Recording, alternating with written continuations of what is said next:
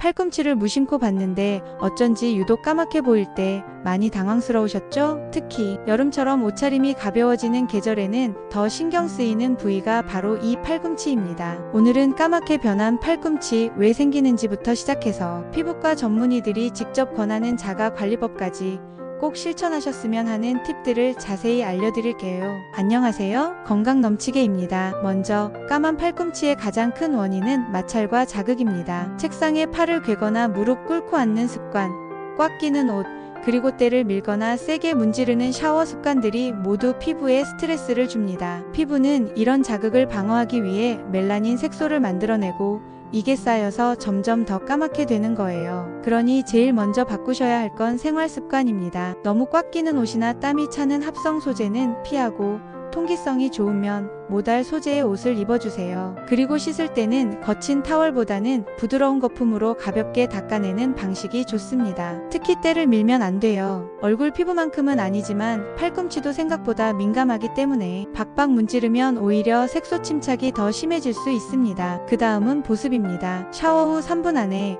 물기가 남아있는 상태에서 바로 보습제를 발라주세요. 특히 팔꿈치, 무릎 같은 부위는 건조하기 쉬우니 수시로 덧발라주는 게 좋습니다. 유분감 있는 크림, 예를 들어 성분이 들어간 유리아, 크림 같은 제품이 보습과 각질 관리에 효과적입니다. 이런 제품은 약국에서 처방전 없이도 구입할 수 있어요. 그리고 일주일에 1, 2회 정도는 각질 제거도 해주세요. 대신 자극적인 스크럽이 아닌 AHA나 BHA, PHA 같은 산 성분이 들어간 패드나 클렌저를 사용하는 게 좋습니다. 각질을 부드럽게 녹여내는 방식이 훨씬 안전하거든요. 이렇게 각질을 정리한 후엔 꼭 보습제를 듬뿍 바르셔야 합니다. 보습이 부족하면 자극에 더 예민해지고 색소도 더 많이 남게 돼요. 여기에 조금 더 신경을 써보시겠다면 미백 성분이 들어간 제품을 사용하는 것도 도움이 됩니다. 비타민C, 알부틴, 나이아신아마이드처럼 식약처에서 기능성을 인정한 성분들이 꾸준히 사용하면 피부톤을 맑게 하는 데에 도움이 될 수 있어요. 예를 들어 도미나 크림이나 멜라논 크림 같은 연고도 약국에서 구입 가능합니다. 단,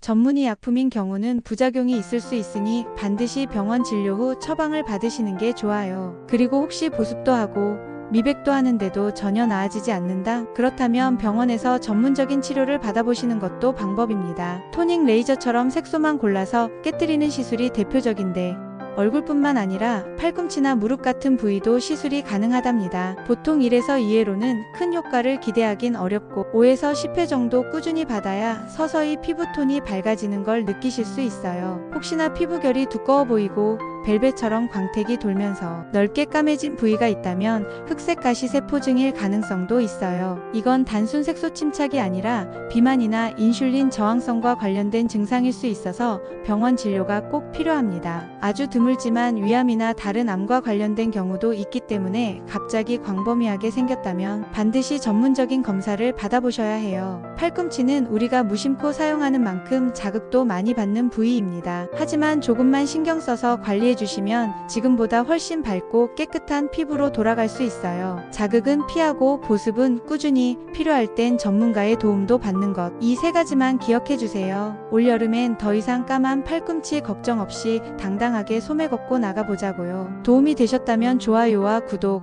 알림 설정도 부탁드릴게요. 감사합니다.